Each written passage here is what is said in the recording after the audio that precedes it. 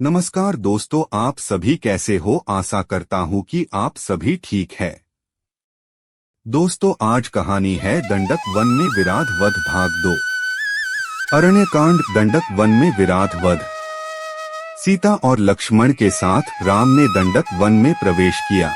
वहाँ पर उन्हें ऋषिमुनियों के अनेक आश्रम दृष्टिगत हुए। वह क्षेत्र अत्यंत मनोरम था।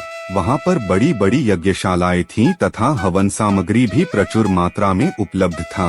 उन आश्रमों में तेजस्वी ऋषिमुनि अपनी आध्यात्मिक साधना में लिप्त रहा करते थे। वीर तपस्वियों के वेश में राम लक्ष्मण को देखकर वे समस्त ऋषिमुनि अत्यंत प्रसन्न हुए। राम, सीता और सीता का समुचित सत्कार करने के पश्चात वे बोले, हे राघव, यद्यपि आप वन में हैं, किंतु हमारे लिए आप ही राजा हैं। हम वनवासियों की रक्षा करना आपका परम कर्तव्य है।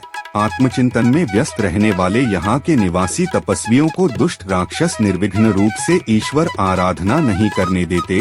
वे उनकी तपस्या में विघ्न तो डालते ही हैं, साथ ही साथ निरपराध तपस्वियों की हत्या भी कर डालते हैं।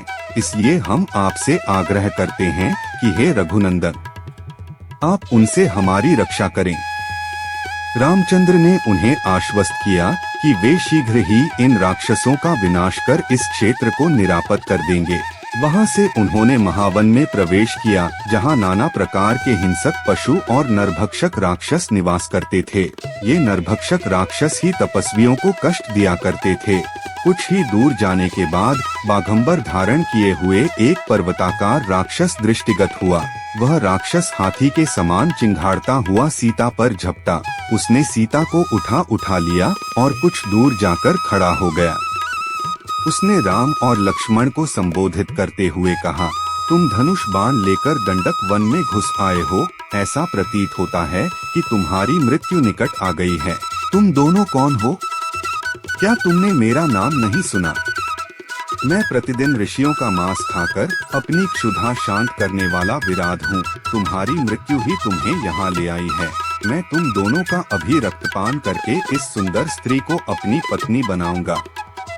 उसके दंभयुक्त वचनों को सुनकर राम लक्ष्मण से बोले, भैया, विराध के चंगुल में फंसकर सीता अत्यंत भयभीत एवं दुखी हो रही है। मेरे लिए यह बड़ी लज्जाजनक बात है कि कोई अन्य व्यक्ति उसका स्पर्श करे। पिताजी की मृत्यु तथा अपने राज्य के अपहरण से मुझे इतना दुख नहीं हुआ जितना आज भयभीत सीता को देखकर हो रहा है। मुझे यह भी नहीं सूझ रहा है कि इस दुष्ट से सीता की कैसे रक्षा करूं। दोस्तों, आपको यह कहानी पसंद आए तो हमारे चैनल को सब्सक्राइब करें और लाइक भी करें। धन्यवाद।